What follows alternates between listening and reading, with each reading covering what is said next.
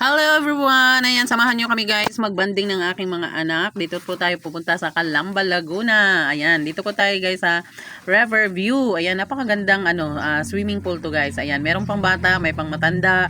Ayan, at meron pa din dito guys mga banda. Ayun. So, every day meron po silang banda na pumapasok diyan. 3 PM start. Ayun. So, ayan po yung anak kong panganay guys. Ayan, so kami lang dito guys. Ako saka yung tatlo kong anak. Ayan. Sa public po to guys. Kaya ang daming tao. Makikita nyo guys. So, super dami. At talaga naman guys na respetado talaga sila. At talagang hindi po sila nagkakalat. Kahit na gaano karami ang tao. Wala po tayong nakikitang kalat dyan. Ayan. Malinis na malinis yung pool. Yung na to. Yung paliguan na to.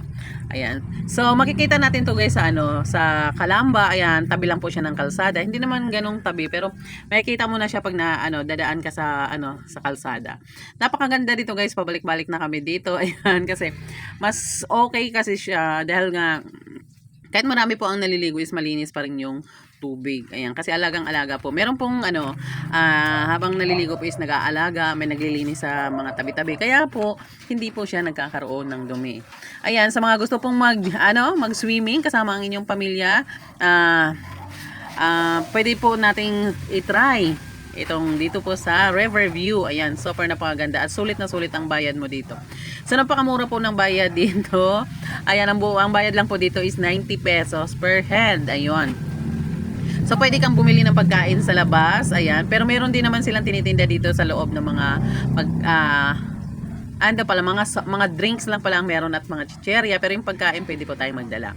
Ayan, kaya sulit na sulit talaga yung puntan nyo dito. Sa amin naman is medyo malapit lang naman siya kasi dito lang naman kami sa Dita. Then isang sakay lang guys. Ayan, darating na kami dito. Ayun.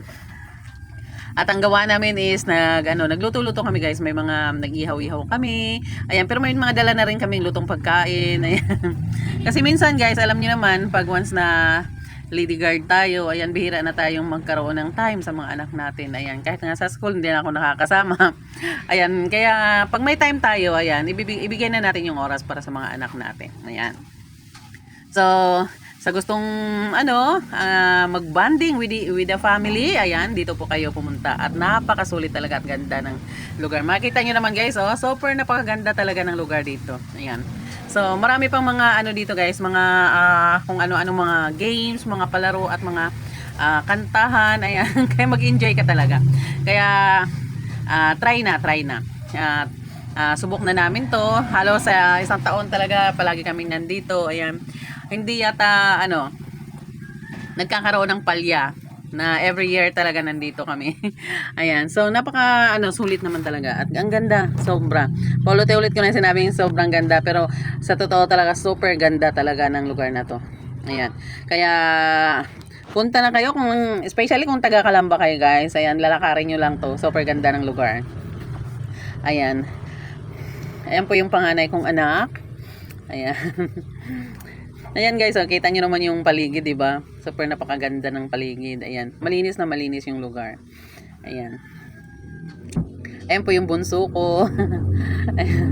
So pagdating namin dito guys, ayan, kumain na muna kami before kami swimming kasi nga medyo tanghali na kami dumating.